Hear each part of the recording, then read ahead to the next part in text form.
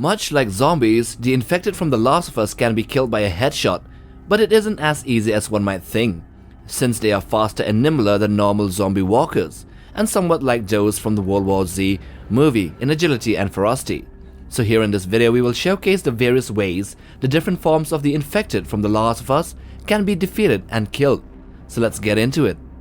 Firstly, the runners. In The Last of Us, runners are considered to be one of the weaker types of infected. They are fast and agile, but they lack the durability and strength of the other infected forms, such as the clickers. They are humans who transform within 2 days of coming into touch with the cordyceps brain infection. They are distinguished by their high speed, lethargic assaults, and proclivity to crowd their prey, like swarming.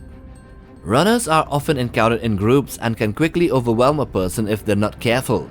However, they are also easier to take out than other infected forms, and a few well-placed shots or a well-timed strike from a melee weapon can quickly take them down. Shooting a runner in the legs will slow them down and make them easier to take out. You can also finish them with a melee weapon or a few shots from a firearm directly into head. Or one can place traps to incapacitate their movements, and if nothing else works or you're feeling cold, a Molotov cocktail will burn them to death. The second one, stalkers. This is the second stage of the infection, which can take anywhere from 2 weeks to a whole year to develop.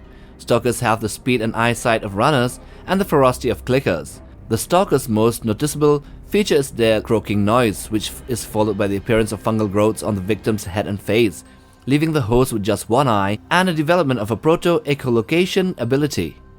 Stalkers are relatively weak and can be taken out with a few well-placed shots or a well-timed strike from a melee weapon. They are also slower and less agile than runners, making them an easier target.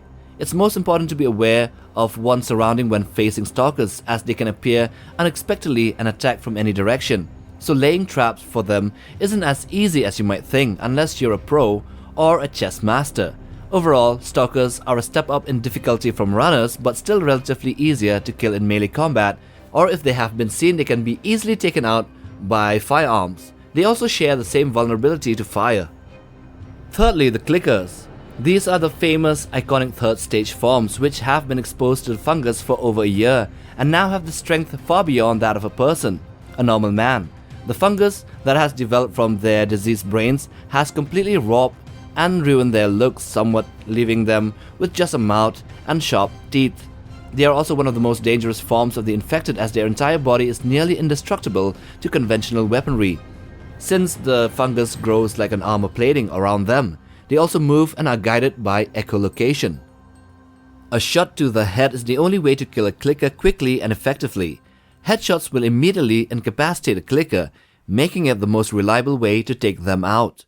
Blunt force trauma from a melee weapon, like a hammer, a bat or anything, can be used to kill a clicker, but it requires getting up close to the enemy, and since they use sonar or echolocation to walk around, stalking one or ambushing them isn't really a good idea, since they would hear the slightest sound made by humans. While fire can be used to take out other types of infected, it is not effective against clickers, who are nearly indestructible to all forms of attack except for a shot to the head. Number 4. The bloaters. Bloaters are the fourth, rarest and the most lethal stage of the infected. After years and years of exposure, they develop and reach this stage. They are very powerful and physically threatening, and they are covered in thick fungus that serves as armor plating. As a result, their skin produces massive patches of scale-like tissue that glow in the dark, generating mycotoxin pouches that wrap around the entire body and are capable of being thrown or exploding, harming or killing anyone in the vicinity. A shot to the head can kill a bloater, but it's much less effective than other ways we will discuss here.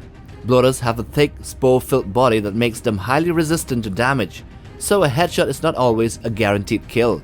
Bloaters can release a cloud of toxic spores that can be deadly to a person in close proximity, so getting close to them is almost always fatal.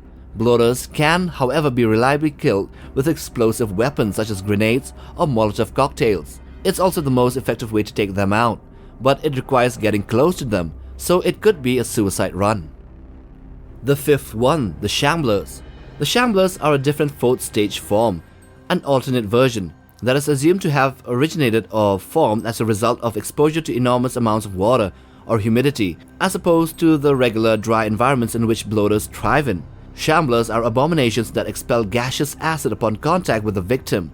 They walk slowly at first, but if they hear anything, they can run.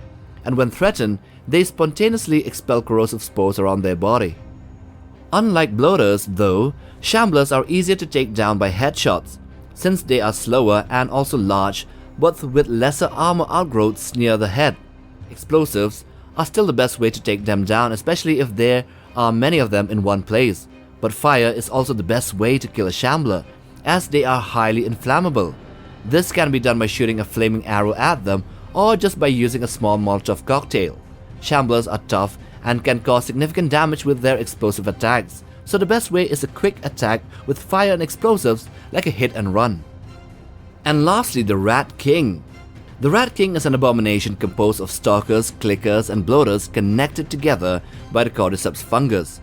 As the most powerful infected known, the Rat King can endure tremendous amounts of damage and effortlessly demolish whole building floors and walls just by walking through them. It appears to have developed as a result of being trapped in a room so tightly filled with spores that as the fungal growth blossom, a number of the infected are fused together. There is no easy way to kill this beast. Even massive amounts of fire and explosive will only cause it to split into a bloater and a stalker, which can then be killed by even more explosives and strikes to the head respectively. So those are the various ways to kill the different forms of infected in The Last of Us. So I hope you have enjoyed watching this video. Do hit that like button for support and subscribe. But most of all, smash that bell icon for regular updates on new videos right here on this channel. Till the next one, take care fam.